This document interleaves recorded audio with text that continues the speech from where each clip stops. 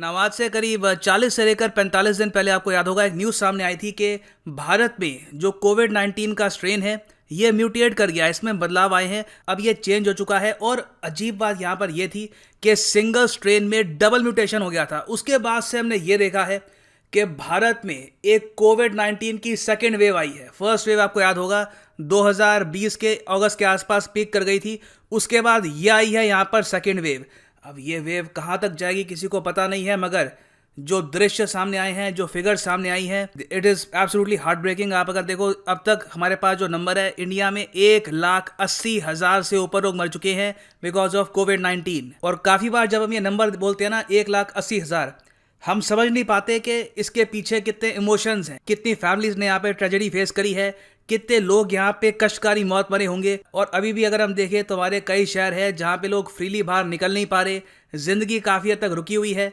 और अभी भी हमको 100% कुछ पता नहीं है कि स्टेट्स में या फिर लोकल एरियाज में लॉकडाउन लगेगा या नहीं लगेगा। फिर अगर हम इंटरनेशनल इम्पैक्ट देखें तो कई वर्ल्ड लीडर्स हैं जिन्होंने अपनी इंडिया विजिट कैंसिल कर दी है जब से ये डबल म्यूटेंट वेरिएंट इंडिया में फैला है। हाल ही में आपको पता होगा कि बोरिस जॉनसन ने यह कहा है कि भारत नहीं आएंगे, मोस्ट प्रॉब्ली वर्चुअल बातचीत होगी अब। उसके अलावा बिल्कुल रिसेंटली कुछ ही घंटों पहले ये न्यूज आई है कि जापान के पीएम भी भारत नहीं आने वाले, इन्होंने भी अपना इंडिया टूर कर दिया है कैंसिल। ना यहाँ पे मुझे पता आप लोग ये पूछना चाहेंगे कि जो ये सेकेंड वेव है ये कब थमेगी, इसकी पीक कब आएगी। देखो अभी रिसेंटली इसके बारे में हमारे जो चीफ इकोनॉमिक एडवाइजर हैं इन्होंने यहाँ पर यह कहा है कि पॉसिबिलिटी है कि मई महीने के मिड में, मतलब मई 15 मई 20 के आसपास पॉसिबिलिटी है कि एक पीक हमको देखने को मिले। उसके बाद एक ढलान आएगी, हो सकता है कि केसेस काफ़ी हद तक कम हो जाएं। हम उम्मीद यही कर सकते हैं कि मई महीने में ही इसका पीक हो जाए। जो इसकी पीक है ये जुलाई अगस्त के आसपास ना आए, क्योंकि अगर इसकी जो पीक है ये आती है जुलाई अगस्त के आसपास तो कोई बड़ी बात नहीं है। भारत में 2.5 लाख से भी ऊपर मौतें हो सकती हैं because of Covid 19। Now first of all जो ये शब्द है म्यूटेट, इसका मतलब क्या है? इसका मतलब है बदलाव आना। It is very simple. एक बहुत ही ज़्यादा सिंपल एग्जांपल से मैं आपको समझाता हूँ। मान लीजिए आपकी कॉपी बनाई जा रही है, आप एक इंडिविजुअल हैं और आपकी 10-12 लाख कॉपीज़ बनानी है, रेगुलरली आपको क्लोन कर रहे हैं। अब ये पॉसिबिलिटी है कि आफ्टर 6-7 लाख कॉपीज़ एक कुछ गलती आ जाए, एक आपकी ऐसी कॉपी बने जिसमें 100% हूबहू आपकी कॉपी ना हुई हो। ये पॉसिबिलिटी है कि 6-7 लाख कॉपीज़ के बाद आपका एक ऐसा वेरिएंट, आपका एक ऐसा वर्जन बन जाए जहाँ पे आपके बाल नीले हैं, जहाँ पे आपकी पूंछ है, कुछ बेसिक बदलाव यहाँ पे आ जाए। तो ये जो सेम कॉन्सेप्ट है ये आता है वायरसेस पर। वायरसेस काम कैसे करते हैं? वायरसेस प्राइमरली देखो लिविंग बीइंग की कैटेगरी में भी नहीं आते।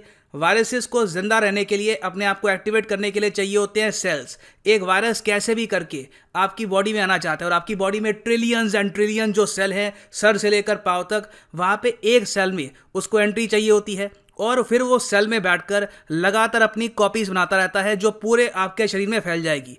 अब ऑब्वियस सी बात है, जैसे मैंने आपको बताया, लगातार आपको जब बहुत सारी कॉपीज़ बनानी है, बिलियंस ऑफ कॉपीज़ आपको खुद की बनानी है अपने आप को पूरी बॉडी में फैलाने के लिए, तो एक गलती हो सकती है, एक बदलाव आ सकता है।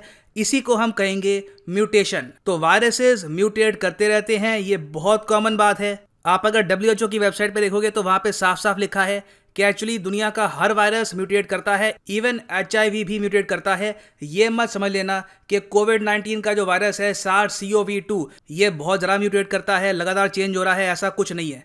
WHO ने यहाँ पर खुद यहाँ पे कहा है कि SARS-CoV-2 the virus which causes COVID-19 tends to change more slowly than others such as HIV और इन्फ्लुएंजा। अब यहाँ पे आप ये भी पूछ सकते हैं कि हर बार जब एक वायरस म्यूटेट करता है तो क्या वो ज़्यादा ताकतवर बन जाता है? तो इसका आंसर है नहीं। देखो म्यूटेशन मतलब बदलाव, इसका मतलब ये नहीं है कि हमेशा वायरस स्ट्रांग हो रहा है, ये भी हो सकता है कि वो वीक भी हो जाए। अगर आपकी खूब सारी कॉपीज़ बन रही है, उसमें से एक कुछ हल्का सा एरर आ गया, प्रॉपर कॉपी नहीं बन गई, आपका म्यूटेशन हो गया, तो आपका जो म्यूटेशन है उसमें एक पॉसिबिलिटी ये भी है कि एक म्यूटेशन ऐसी बन जाए जो सांस नहीं ले सकता, जिसकी लंग्स नहीं है, जो मूव नहीं कर सकता। तो यहाँ पे हम बात कर रहे हैं बस बदलाव की। बदलाव अच्छे के लिए भी हो सकता है, बदलाव खराब के लिए भी हो सकता है। ये काफ़ी हद तक रैंडम होता है, इसमें लक का भी काफ़ी बड़ा फैक्टर होता है।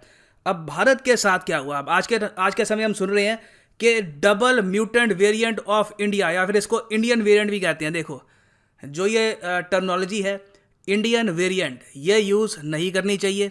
मैं ये इसलिए नहीं कह रहा कि मैं इंडियन हूँ और मैं ये नहीं चाहता कि एक वायरस का नाम इंडिया से जुड़े। इसको हम इंडियन वेरिएंट इसलिए नहीं कह सकते क्योंकि भारत एक बहुत बड़ा देश है। हमारे यहाँ मोस्ट प्रॉब्ली ये वायरस कई बार म्यूटेट कर चुका होगा, तो इंडिया से सिर्फ एक वेरिएंट नहीं निकलने वाला, इंडिया से कई वेरिएंट निकलेंगे and it is very much natural. जिस तरीके से यूके से कई वेरिएंट निकलेंगे, साउथ अफ्रीका से कई वेरिएंट निकलेंगे, ब्राज़ील से कई वेरिएंट निकलेंगे, तो इंडियन वेरिएंट अपने आप में टेक्निकली करेक्ट स्टेटमेंट नहीं है। जो ये डबल म्यूटेंट वेरिएंट है जिसकी हम यहाँ पे बात कर रहे हैं, जो बहुत ज़्यादा फैल चुका है भारत में, जिसकी वजह से बताया जा रहा है कि सेकेंड वेव आई है कोविड-19 की भारत में, इसको एड्रेस करने का सही तरीका है B1617 वेरिएंट। ये साइंटिस्ट ने इसको ये नाम दिया है और इसमें यहाँ पर यह बताया है कि एक स्ट्रेन में, एक वायरस के स्ट्रेन में दो बदलाव आए हैं। एक बदलाव का नाम है E484Q, दूसरे बदलाव का नाम है L452R। ये बहुत कम देखा जाता है कि एक स्ट्रेन में दो बदलाव आ जाए। मतलब कि आपकी अगर खूब सारी कॉपीज बननी है तो यूजुअली क्या होगा कि अगर मान लो एक कॉपी में कुछ म्यूटेशन हो गई, कुछ यहाँ पे गलती हो गई, तो आपके बालों का कलर हो जाएगा ब्लैक से वाइट, या फिर कोई और एक सिंगल चेंज आएगा। इस केस में क्या है कि दो चेंज इकट्ठा आ गए, इसलिए हम इसको कहते हैं डबल म्यूटेंट वेरिएंट। ना बहुत सी स्टडीज हो चुकी है जिससे हमको ये पता लग रहा है कि जो ये डबल म्यूटेंट वेरिएंट है ये ज़रा जल्दी फैलता है और बहुत सी कंट्रीज है दुनिया भर में, वो आज के समय इंडिया से ट्रैवल बैन कर रही हैं ताकि जो ये डबल म्यूटेंट वेरिएंट है इनके देश में ना फैल जाए। ना क्या इंडिया से ट्रैवल बैन करके ये खुद को बचा लेंगे? देखिए, कोई बड़ी बात नहीं है कि डबल म्यूटेंट वेरिएंट उनके देश में भी शुरू हो जाए। वायरसेस की कॉपी हर जगह हो रही है, यूएसए में हो रही है। वायरस जैसे जैसे इंसान से इंसान में फैल रहा है उसकी कॉपीज बनती जा रही है, चांसेस म्यूटेशन होने के लगातार बढ़ रहे हैं। तो ऐसा नहीं है कि इंडिया से अगर आप ट्रैवल बैन कर दोगे तो ऑल टुगेदर आप एब्सोल्युटली सेफ हैं डबल म्यूटेंट वेरिएंट से। और इस सब के अलावा एक गुड न्यूज़ यहाँ पर यह भी है कि हाल ही में ICMR ने बहुत ही थोरो टेस्टिंग करी और इन्होंने यहाँ पर यह पाया कि जो ये डबल म्यूटेंट स्ट्रेन है इससे आपको कोवैक्सीन बचा लेगी 100%। ये बहुत अच्छी बात है कि ICMR की स्टडी हमको ये बता रही है कि Covaxin made in India vaccine, जो एस्ट्राजेनेका वाली वैक्सीन है वो मेड इन इंडिया नहीं है। जो कोवैक्सीन है जो बनाता है भारत बायोटेक, यह है 100% मेड इन इंडिया वैक्सीन। ये कंप्लीटली न्यूट्रलाइज कर देती है SARS-CoV-2 के वेरियस वेरिएंट्स को and it is very effective. और अब तो सरकार ने यह भी कह दिया है कि बहुत ही जल्द 18 साल से ऊपर कोई भी व्यक्ति वैक्सीनेट अपने आप को करवा सकता है। तो मैं आपको यही कहूँगा कि कोवैक्सीन से खुद को वैक्सीनेट करवाइएगा। मैं भी पर्सनली बहुत ही जल्द अपने आप को वैक्सीनेट करवाऊंगा, क्योंकि आप अगर खुद को वैक्सीनेट करवाएंगे तो आप चेन रोक देंगे। एक बार एक आदमी वैक्सीनेट हो गया तो उसके थ्रू ये वायरस फैलने के चांसेस बहुत ज़्यादा कम हो जाते हैं ना। ये तो अपने आप में हो गई गुड न्यूज़ कि जो ये डबल म्यूटेंट वेरिएंट है ये काफ़ी हद तक लग रहा है कि कंट्रोल में आ जाएगा थैंक्स टू द वैक्सीन्स। मगर एक चिंता की बात यहाँ पर यह भी सामने आ रही है कि अब एक नया वेरिएंट सामने आ गया है। इसको कहा जा रहा है ट्रिपल म्यूटेशन वेरिएंट। मतलब अब क्या हुआ है कि जो B167 था ना, इसमें एक और बदलाव आ गया है। B167 में थे दो म्यूटेशन, दो बदलाव थे। अब क्या है कि तीन बदलावों वाला एक नया वेरिएंट हाल ही में खोजा गया है। इसको साइंटिस्ट ने नाम दिया है B1618। और इस वायरस के जो अमीनो एसिड्स हैं इसमें तीन बदलाव आपको मिलेंगे ना। क्या इसका मतलब ये है कि ये ज़्यादा तेज़ी से फैलेगा? क्या इसका मतलब ये है कि ये ज़रा खतरनाक है? इसके बारे में हमारे पास जानकारी नहीं है। इस पर अभी प्रॉपर रिसर्च नहीं करी गई। मगर हाल ही में CSIR के एक साइंटिस्ट है विनोद अस्कारिया, इन्होंने ट्विटर पे एक पूरा थ्रेड इसका पोस्ट किया। इन्होंने यहाँ पर समझाया कि ये जो नया वेरिएंट है ये बिल्कुल काफ़ी हद तक फैल चुका है। वेस्ट बंगाल, उसके अलावा कुछ और जो हमारी स्टेट्स हैं, एक दो और स्टेट्स हैं, वहाँ पर यह वेरिएंट पाया गया है। पॉसिबिलिटी ये बताई जा रही है कि हो सकता है कि ये B1617 से ज़्यादा जल्दी फैले, मगर again nothing is confirmed as of yet. तो यहाँ पे आप पूछेंगे ओके तो क्या चिंता की बात है? इससे खतरा क्या है? खतरा यहाँ पे है थर्ड वेव का, द थर्ड वेव ऑफ कोविड-19। अभी के लिए हम मान के चल रहे हैं कि जो सेकेंड वेव है ये मई मिड तक काफ़ी हद तक थम जाएगी। उसके बाद जो ये ट्रिपल म्यूटेशन वेरिएंट है, अगर ये काबू में नहीं आया तो पॉसिबिलिटी है कि फिर से बहुत सारे केसेस बढ़ जाएं और सिचुएशन काफ़ी हद तक कंट्रोल से बाहर चली जाए सितंबर अक्टूबर के आसपास। तो नीड देखिए अभी के लिए यहाँ पर यह है कि जल्द से जल्द बहुत बड़ी आबादी को हम प्रॉपरली वैक्सीनेट करें। टाइमली किसी भी एरिया में अगर कोविड-19 फैल रहा है तो एक बार को वहाँ पे कुछ रिस्ट्रिक्शंस भी लगा दें ताकि लोग बाहर कम निकलें। नहीं तो ये पेंडेमिक इन द फ्यूचर और ख़तरनाक हो सकता है और ज़्यादा वर्स हो सकता है because of this new variant. एक और काम हमको यहाँ पर यह भी करना होगा कि भारत में जो जीनोम सीक्वेंसिंग है इसकी संख्या काफ़ी हद तक बढ़ानी होगी, इसकी कैपेसिटी काफ़ी हद तक बढ़ानी होगी, क्योंकि हमें पता कैसे लग रहा है कि यहाँ पे ये खूब सारे ये वेरिएंट्स हैं। ऑब्वियस सी बात है, जीनोम सीक्वेंसिंग की जा रही है, जो जेनेटिक्स ट्रेड्स हैं, जो यहाँ पे ये आरएनए होता है वायरस का, इसको स्टडी किया जा रहा है। उससे हम पता कर पाते हैं यहाँ पे कि अच्छा ये अलग वायरस है, ये अलग वायरस है। ऑलमोस्ट आप कह सकते हैं एक फैमिली ट्री है ना। जैसे यहाँ पे हम सबको अभी के लिए ये पता है, अभी के लिए SARS-CoV-2 है, ये तो आया चाइना से, दी ओरिजिनल, ये आप कह सकते हैं ये दादाजी हो गए। उसके बाद अगर हम देखें फैमिली ट्री काफ़ी हद तक बढ़ चुका है, इसके बहुत सारे वेरिएंट हैं, यूके वेरिएंट है, साउथ अफ्रीकन वेरिएंट है, फिर B1617 है, खूब सारे और वेरिएंट है। अब इनके भी म्यूटेशन हो रहे हैं लगातार। तो जो ये फैमिली है ये लगातार अभी फैलती रहेगी। नीड यहाँ पर ये है कि जीनोम सीक्वेंसिंग हम प्रॉपरली करें, ताकि हम ट्रैक कर पाएँ कि जो भी बदलाव हो रहे हैं उसके बारे में हमको पहले ही पता हो। अभी के लिए भारत में जो ये जीनोम सीक्वेंसिंग है ये कौन कर रहा है? ये किया जा रहा है INSACOG द्वारा।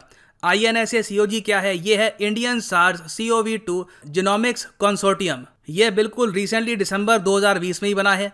और नीड देखिए यहाँ पर यह है कि हम इनको प्रॉपरली फंडिंग प्रोवाइड करें, कई कंट्रीज़ के साथ इनकी कोलैबोरेशन करवाएं, इंश्योर करें कि कहीं भी इनको शॉर्टेज ना फेस करनी पड़े सैंपल्स की, साइंटिस्ट की और एनीथिंग।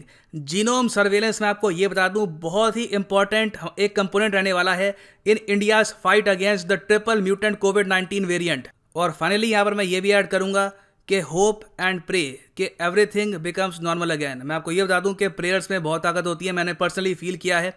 बीच में मेरी तबीयत कुछ ख़राब हो गई थी, no it wasn't related to कोविड-19, कुछ और इशू था, बट बहुत से लोगों ने लिटरली प्रे किया मेरे लिए, दे विश मी वेल। और क्वाइट ऑनेस्टली आपकी कमेंट्स देखने के बाद I did feel a lot better. So there is a lot of power in prayers. तो उम्मीद मत छोड़िएगा, ये मुश्किल टाइम है, ये भी एक दिन बीत जाएगा and better days will return again. और इतने डीप और थॉटफुल कमेंट्स के बाद बस एक ही बात यहाँ पे कहनी बाकी रह जाती है कि आप किसी भी एग्ज़ाम के लिए प्रिपेयर कर रहे हैं, चाहे SSC, bank, railways, MPPSC, RPSC, GATE, IIT, आप परचेज कर सकते हैं अकेडमी के कोर्सेज। ये जो ओरिजिनल प्राइस है ये पे मत कर देना, यूज़ करिए यहाँ पर कोड PD10 और आपको मिलेगा सीधा 10% डिस्काउंट ऑन योर कोर्सेज। ये होगा आपका discounted price after using the code PD10। तो इसी नोट के साथ ये है वीडियो का अंत। Thank you for listening and as always God bless you all.